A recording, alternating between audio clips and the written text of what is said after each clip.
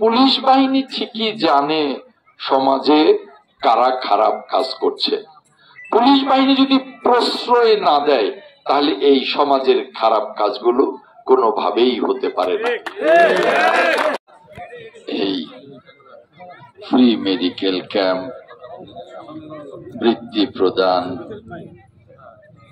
শীত বস্ত্র বিতরণ, বিভিন্ন অনুষ্ঠানের আজকের সভাপতি, রাজনাসুর ফাউন্ডেশনের সভাপতি স্নেহভাজন এটিএম রাশেদ বাবু, আজকের বিশেষ অতিথি এই অঞ্চলের গণমানুষের নেতা, সাবেক এমপি, বাংলাদেশ জাতীয়তাবাদী দল বিএনপি চেয়ারপারসনের সম্মানিত উপদেষ্টা ইঞ্জিনিয়ার মইনুল ইসলাম শান্ত, এখানে উপস্থিত বাংলাদেশ বার কাউন্সিলের সম্মানিত সদস্য, ঢাকা ট্যাক্সেস বারের সাবেক সেক্রেটারি, সাবেক সভাপতি অ্যাডভোকেট আব্দুল মতিন সাহেব সহ সম্মানিত ঢাকা ট্যাক্স বারের সভাপতি, সাধারণ সম্পাদক এবং আইনজীবী বৃন্দ, উপস্থিত সিংগাইর থানার ভারপ্রাপ্ত কর্মকর্তা সহ এই সিংগাইর উপজেলা এবং পৌর বিএনপির সকল পর্যায়ের নেতৃবৃন্দ, প্রিয় মুরব্বিয়ান বৃন্দ এবং আমার সম্মানীয় মা বোনেরা, আসসালামু আলাইকুম। আমি আজকে এখানে আমার স্নেহভাজন রাশেদ বাবুর আমন্ত্রণে এসেছি। এত আয়োজন আমি কিন্তু কিছুই জানতাম না। আমি জানতাম যে রাশেদ বাবু শীতকালে একটু পিঠে খাওয়াবে, অনেক অনুরোধ করেছে, স্যার আসবেন। আমি এসছি, এসে এত আয়োজন দেখে আমি যেমন অবাক হয়েছি তেমনি মুগ্ধ হয়েছি। আমার বলতেই হবে, এখানে সিংগার থানার ভারপ্রাপ্ত কর্মকর্তা যে বক্তব্য রেখেছেন, আমি তার বক্তব্যে মুগ্ধ হয়েছি। এই যে মানসিকতা, এই মানসিকতা যদি প্রত্যেকটি পুলিশ অফিসারের থাকে তাহলে দেশ সমৃদ্ধ হতে বাধ্য। আজকে আমরা দেখেছি যে গত ফ্যাসিস্ট সরকারের আমলে নেশা, বিভিন্ন ধরনের ইফটিজিং, জুয়া, এই সমস্ত কর্মকাণ্ড দেশটাকে, দেশের যুব সমাজকে একেবারে রসাতলে নিয়ে গিয়েছিল এবং এর সাথে সম্পৃক্ত ছিল এদেশের তখনকার পুলিশ বাহিনী। কারণ পুলিশ বাহিনী ঠিকই জানে সমাজে কারা খারাপ কাজ করছে। পুলিশ বাহিনী যদি প্রশ্রয় না দেয় তাহলে এই সমাজের খারাপ কাজগুলো কোনোভাবেই হতে পারে না।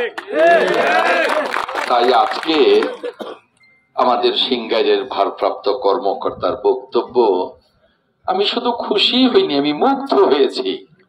এরকম যদি 522টি উপজেলার যে 522টি থানা এবং ঢাকার যে 100 থানা, এই সকল জায়গার পুলিশ কর্মকর্তারা যদি এরকম সৎ থাকেন, এরকম ভিশনারি থাকেন, তাহলে বাংলাদেশ আগামী দিনে অবশ্যই একটি সমৃদ্ধ বাংলাদেশ হবে এবং আমাদের যুবকেরা আগামী দিনে দেশ গড়ার কাজে এবং নিজেদের গড়ার কাজে নিয়োজিত হবেন, এটা বিশ্বাস করি। কিছু চমৎকার কথা উনি বলেছেন, আমি ওনাকে নিয়ে একটু সময় নিচ্ছি, প্লিজ কিছু মনে করবেন না। এই যে বলেছেন যে স্কুলের যারা ছেলে মেয়ে তারা যেন মোবাইল নিয়ে না যান, এর খারাপ দিক কি উনি কিন্তু সেটা বলেছেন। এই যে বলেছেন যে 17 বছর বা 18 বছরের নিচের বাচ্চারা যেন মোটর বাইক না চালান, তাতে করে অনেক দুর্ঘটনা থেকে আমরা রক্ষা পাব। এই দিকগুলো আমি আশা করব যে আমাদের ভারপ্রাপ্ত কর্মকর্তা যে কর্মসূচির কথা আজকে বলে গেলেন, এবং উনি নিজে আরেকটা কথা বলেছেন যে আমি শুধু আজকের সভায় না, যেখানে সুযোগ পাই সেখানে আমি এই কথাগুলো বলি। তো আপনাদের সামনে বললেন, আপনারা এই বক্তব্যগুলো কিন্তু শুনবেন এবং আপনাদের ছেলে মেয়েরাদের ব্যাপারে আপনারা নিজেরা সতর্ক হবেন, তাদেরকে সতর্ক করবেন এবং নজরে রাখবেন। মনে রাখবেন, একটা জাতির যুবক ছাত্রদেরকে আমরা যদি গড়ে তুলতে পারি তাহলেই জাতি গড়ে উঠবে, না হলে জাতি গড়ে উঠবে না, আগামী দিনের জন্য একটা ভঙ্গুর জাতি হয়ে যাবে। কাজেই আমি মনে করি যে ওনার বক্তব্য কোনো রাজনৈতিক বক্তব্য নয়, একটি কল্যাণকর বক্তব্য উনি রেখেছেন। আমি ওনাকে ধন্যবাদ জানাই এবং সাধুবাদ জানাই। প্রিয় ভাইয়েরা, আজকে রাশেদ বাবু তার অনেক ধন্যবাদ, অনেক ধন্যবাদ। আজকে রাশেদ বাবু তার ফাউন্ডেশন থেকে যে কর্মসূচিগুলো পালন করছে, একটি ফ্রি মেডিকেল ক্যাম্প, বৃত্তি প্রদান, শীতকালীন বস্ত্র বিতরণ, আমি খুব খুশি হয়েছি। ওকে অনেকদিন চিনি পেশাগত কারণে, তার ব্যবহার, তার আচার আচরণ তাকে এই পর্যন্ত এনেছে। এখানে এসে সে ক্ষান্ত নয়। আমি আশা করি সে অনেক দূর এগিয়ে যাবে। সকলে রাশেদ বাবুর জন্য দোয়া করবেন। আমি রাশেদ বাবুর জন্য সকলের কাছে দোয়া চাইলাম। আর এখানে আপনারা সকলে উপস্থিত, আমার একজন সহকর্মী বলেছেন যে এভাবে মুক্ত পরিবেশে আগে কথা বলা যেত না। 5ই আগস্টের পর আজ বাংলাদেশ মুক্ত। এই 5ই আগস্ট কিন্তু 15 দিনে বা 1 মাসে আসে নাই।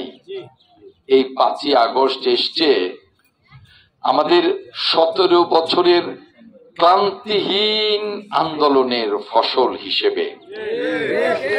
রাজপথে আমরা রক্ত দিয়েছি। আমাদের 722 জন বিএনপি নেতাকে গুম করে ফেলা হয়েছে, কোনো দিন ফিরে আসবে না। তাদের বাবা মা, তাদের স্ত্রী, তাদের সন্তানেরা, তাদের আত্মীয় স্বজনেরা তাদের মনে রাখে কখন কবে সে ফিরে আসবে, কিন্তু এত বছরেও ফিরে আসেনি। তাদের চোখের পানিতে আল্লাহর আরশ কেঁপে উঠেছে বলেই আজকে ফ্যাসিবাদের পতন হয়েছে, কিন্তু তাদেরকে আমরা ফিরে পাইনি। এই ত্যাগ, বিএনপির এই ত্যাগ আপনাদের মনে রাখতে হবে। 60 লক্ষ নেতা কর্মীর নামে ফ্যাসিস্ট সরকার মামলা দিয়েছিল। আমি নিজে অসংখ্য মামলার আসামি ছিলাম। এমন কোন বিএনপির নেতা কর্মী নেই যার বিরুদ্ধে 1টা থেকে শুরু করে 300 পর্যন্ত মামলা ছিল না।